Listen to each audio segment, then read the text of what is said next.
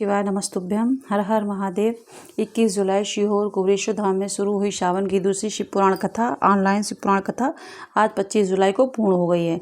आज की कथा में गुरुजी पंडित प्रदीप मिश्रा जी ने कुछ उपायों की जानकारी दी है और सावन का लाभ कैसे हम प्राप्त कर सकते हैं, क्या करना चाहिए वह बताया। संपूर्ण जानकारी आपको इस वीडियो के माध्यम से प्राप्त होने वाली है। इसके साथ ही आपको 26 जुलाई मतलब कल सावन शुक्ल पक्ष द्वितीया की तिथि को 3 कौन से विशेष उपाय कर सकते हैं, उनकी जानकारी आपको इस वीडियो के माध्यम से मिलने वाली है।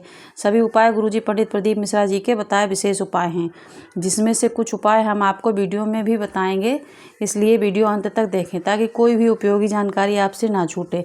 इन उपायों में शंभेश्वर महादेव वाला एक विशेष उपाय शामिल है और साथ ही साथ समीपत्र वाला 7 समीपत्र वाला बिल्कुल नया उपाय शामिल है, जो इसी शिव पुराण कथा में गुरुजी ने बताया है। और साथ ही साथ 7 पुष्प 1 बेलपत्र वाला महा उपाय भी इस वीडियो में आपको देखने को मिलेगा, इसलिए वीडियो अंत तक देखें ताकि कोई भी उपयोगी जानकारी आपसे ना छूटे। बढ़ते हैं आज की कथा की पहली विशेष जानकारी की ओर।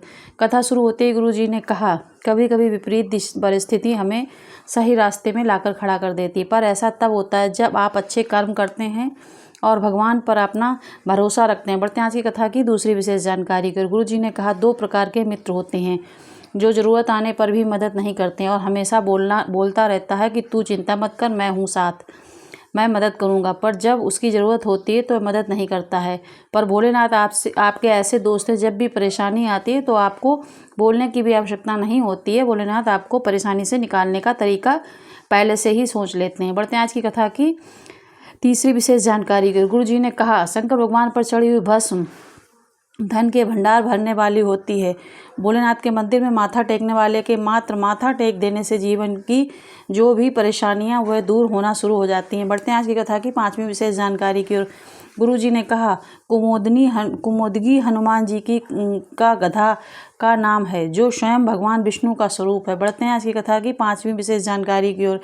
गुरुजी ने कहा, कांवड़ यात्रा में शामिल होने के लिए आपको क्या क्या चीज़ों की आवश्यकता होती है, ध्यान से सुनिए। 2 लोटा जल, 1 बाम्बू जो कि सुंदर वस्त्र से लपेटा हुआ हो और केसरिया रंग की ड्रेस, इन 3 चीज़ों का होना आवश्यक है। अन्यथा आप अपने मन के अनुसार भी अगर कुछ शामिल करना चाह रहे हैं तो शामिल कर सकते हैं, और ऐसा ज़रूरी नहीं है कि आप केसरिया रंग की ही ड्रेस पहने। आपके पास अगर कोई अच्छी ड्रेस है सफ़ेद रंग की या फिर लाल रंग की तो वह भी आप धारण कर सकते हैं। कांवड़ यात्रा में कभी भी पाँव नहीं चलते हैं, कांवड़ यात्रा में आपका विश्वास चलता है, आपका भरोसा चलता है। बढ़ते हैं आज की कथा की 6ठी विशेष जानकारी की ओर। कांवड़ कितने प्रकार की होती है, किस प्रकार से चढ़ाई जाती है, उसकी जानकारी को देते हुए गुरुजी ने बताया, 1 होती है सामान्य कांवड़, जो अधिकतर कांवड़िया भरते हैं। पवित्र नदी के तट से जल लेते हैं और वह जल लेकर निकलते हैं और आपस में कई लोगों को साथ में शामिल करते हैं। जहाँ पर भी रुकते हैं कांवड़ को नीचे नहीं रखते हैं, ऊपर स्थान पर रखते हैं, भगवान का भजन करते हैं और आनंद का अनुभव करते हुए कांवड़ को लेकर भगवान के पास जाते हैं और उसे अर्पित कर देते हैं। ये सामान्य कांवड़ है, जो अधिकतर कांवड़िया भरते हैं। रास्ते में बोल बम भगवान का नाम लेते जाते हैं। दूसरी होती है दंडवत कांवड़, जो कि दंडवत करते करते आगे बढ़कर की जाती है। 15 से 20 कदम पैदल चलते हैं, इसके बाद दंडवत करना होता है, फिर उसके बाद 15 से 20 कदम चलते हैं और फिर दंडवत करते हैं। पीठ में कांवड़ जल बांध कर रखते हैं और पीठ में ही कांवड़ जल किसी कलश या किसी पात्र में बंधा रहता है, जिसे यात्रा पूर्ण होने के बाद भगवान पर अर्पित किया जाता है। सभी प्रकार की कांवड़ यात्राओं में से ये सबसे कठिन कांवड़ यात्रा होती है। तीसरी गुरुजी ने बताया डाक कांवड़। इसका तात्पर्य होता है 24 घंटे में जल भगवान को अर्पित करना होता है। जहाँ से जल प्राप्त करके निकलते हो, जहाँ चढ़ाना है वहाँ आपको 24 घंटे के अंदर पहुँचना पड़ता है और वह जल भगवान को अर्पित करना होता है। चौथी कांवड़ जो आज गुरुजी ने बताई हुआ है खड़ी कांवड़। खड़ी कांवड़ से तात्पर्य जल पवित्र नदी के तट से लिया जाता है, कांवड़ को कंधे में रखा जाता है, इसके बाद उसका कंधा भी नहीं बदला जाता। जैसे एक कंधे पर आपने उसी कांवड़ के बम्बू को लटकाया है, उसके बाद उसे आप दूसरे कंधे में भी नहीं रख सकते हैं। एक ही कंधे में कांवड़ रखनी होती है और कहीं भी बैठते नहीं हैं, खड़े ही रहते हैं। सीधे कांवड़ जल से लाकर भगवान को अर्पित किया जाता है और लगातार चलते रहते हैं। इस प्रकार के कांवड़िया। और अंतिम जो 5वीं कांवड़ गुरुजी ने बताई हुआ है अलख कांवड़।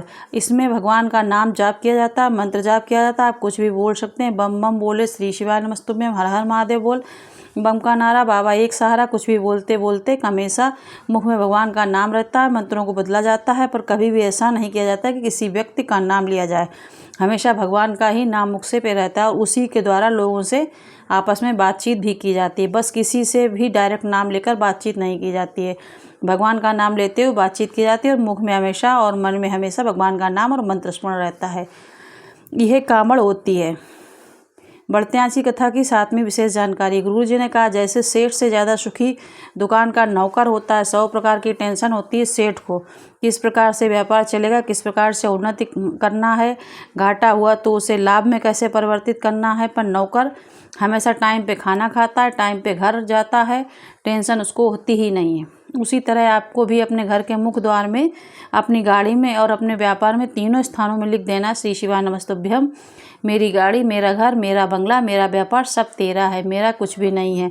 सब आपको भगवान को सौंप देना। फिर देखिए आपको कैसे टेंशन फ्री ज़िंदगी जीने को मिलती है। बढ़ते हैं आज की कथा की 8वीं विशेष जानकारी की। पिछले वर्षों की कथाओं में गुरुजी ने बताया एक विशेष उपाय जिसे आपको इस सावन के महीने में अवश्य करना है। उपाय कैसे करना है ये हम आपको आज बता रहे हैं। सावन के महीने में अवश्य करना। उपाय कैसे करना आप ध्यान से सुनिएगा। कितनी बड़ी बीमारी हो गई, कितना बड़ा रोग, डॉक्टर से इलाज कराइए, पर शिवलिंग पर माता अशोक सुंदरी के स्थान पर आपको अपने हाथ की हथेली रखना, श्री शिवाय नमस्तुभ्यम बोलते हुए शिवलिंग के ऊपर चढ़ी हुई एक बेलपत्र को प्राप्त करना और उस बेलपत्र को शिवलिंग पर जलाधारी से जल जहाँ से नीचे गिरता उस स्थान पर स्पर्श कराते उस बेलपत्र को अपने पास रख लेना है और उसका आचमन करना है। इसके बाद जांच के लिए जाइए, अवश्य आराम मिलेगा। यह विशेष उपाय आपको इस विशेष श्रावण पर अवश्य करना है। गुरुजी पंडित प्रदीप मिश्रा जी ने बताया यह श्रावण का विशेष उपाय है जिसे आप किसी भी दिन कर सकते हैं। कल मतलब 26 जुलाई को भी कर सकते हैं। बढ़ते हैं आज की कथा की 9वीं विशेष जानकारी की ओर। पिछले वर्षों की कथा में गुरुजी पंडित प्रदीप मिश्रा जी ने विशेष उपाय की जानकारी दी जिसे आप 26 जुलाई श्रावण शुक्ल पक्ष द्वितीय तिथि मतलब कल करके अधिक से अधिक लाभ प्राप्त कर सकते हैं। मान लो डॉक्टर ने कह दिया कि बच्चे की धड़कन नहीं है या फिर उसका शरीर पूर्ण नहीं है या फिर सोनोग्राफी रिपोर्ट सही नहीं आई है या फिर बच्चा स्वस्थ नहीं है, तो आपको डॉक्टर का तो पूरा ट्रीटमेंट लेना है क्योंकि डॉक्टर शिव का रूप होते हैं। उसके साथ ही साथ आपको सरल और आसान ज़्यादा उपाय करना है। 7 बेलपत्र लेना और 7 कोई भी पुष्प ले सकते हैं आप, 7 कनेर के पुष्प भी ले सकते हैं। आपको शंभेश्वर महादेव का नाम लेते हुए एक बेलपत्र को अर्पित करना है। इसके बाद आपको एक पुष्प को अर्पित करना है। ऐसा आपको 7 बेलपत्र और 7 पुष्प के साथ करना है। मतलब आपके पहले आपको बेलपत्र अर्पित करना है, उसके बाद पुष्प, ऐसा लगातार करके आप 7 बेलपत्र 7 पुष्प अर्पित कर दें।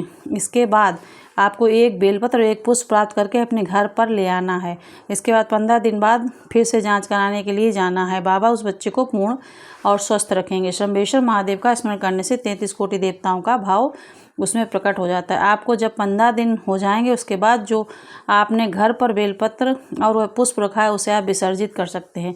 बढ़ते हैं आज की कथा की 10वीं विशेष जानकारी की। 7 समीपत्र वाले बिल्कुल नए उपाय की जानकारी देते हुए इसी शिव पुराण कथा में गुरु जी ने मनोकामना पूर्ति और रोग मुक्ति उपाय बताया था जो कि इस प्रकार है। आपको क्या करना है, आपको अपनी किसी भी प्रकार की मनोकामना पूर्ति के लिए या फिर रोग मुक्ति प्राप्त के लिए 7 स्थानों पर शमीपत्र को अर्पित करना है। पहला स्थान है शिवलिंग में जो माता अशोक सुंदरी का स्थान होता है। दूसरा स्थान है गणेश भगवान का स्थान जो होता है वहाँ। तीसरा स्थान माता पार्वती के हस्तकमल शिवलिंग का कटी भाग। चौथा स्थान शिवलिंग के ऊपर। 5वां स्थान नंदी भगवान का उठा हुआ चरण जहाँ पर होता है वहाँ, और नंदी भगवान का उठा हुआ चरण जहाँ पर होता है वहाँ, और 2 शमीपत्र जो अंतिम 6वां और 7वां अपनी कामना करते हुए शिवलिंग के ऊपर आपको अर्पित कर देना है। रोग मुक्ति की कामना करते हुए या फिर कोई मनोकामना करते हुए अंतिम दोनों शमीपत्र को शिवलिंग के ऊपर अर्पित कर देना है। इसके बाद आपको एक बेलपत्र जो को भी शिवलिंग पे अर्पित कर देना है। बस इतना ही करना है। बढ़ते हैं आज की कथा की 11वीं और अंतिम जानकारी की ओर। 30 जुलाई से 5 अगस्त 2025 तक जयंती वाई स्टेडियम भिलाई में शिव पुराण कथा होगी। कथा का समय दोपहर 1 से 4 बजे तक रहेगा। 6 अगस्त को श्रावण प्रदोष के दिन सीहोर में कांवड़ यात्रा होगी जो कि सुबह 9 बजे से सीहोर की शिवा नदी शुरू होगी। 1 से 2 बजे तक सीहोर कुबरेश्वर धाम पहुंचकर पूर्ण होगी। इसके बाद तेलंगाना हैदराबाद में भागनगर में 13 अगस्त से 17 अगस्त 2025 तक शिव पुराण कथा होगी। 4 नवंबर से 8 नवंबर 2025 तक श्रीलंका में भी शिव पुराण कथा होगी। अगर आपको धर्म की बातें होगी, धर्म अगर आप आगे बढ़ना चाहते हैं तो आप और सब अच्छा पूजा पाठ के बारे में जानना चाहते हैं तो आप हमारे द्वारा दी हुई जानकारियाँ अगर आपको पसंद आती हो तो हमारा जो ये ओम नमः शिवाय चैनल है इसे सपोर्ट कीजिए फ्रेंड्स। हम बहुत मेहनत करते हैं। अब समझिए आपके लिए हम इतनी गर्मी में रिकॉर्डिंग कर रहे हैं, पसीना टपक रहा है, फिर भी बैठे हैं और कर रहे हैं, तो प्लीज़ हमें सपोर्ट कीजिए। श्री शिवाय नमस्तुभ्यम। भोले बाबा हमें मदद कर रहे हैं, आप भी मदद कीजिए जिससे कि हमारा चैनल अच्छे से ग्रो हो जाए। श्री शिवाय नमस्तुभ्यम।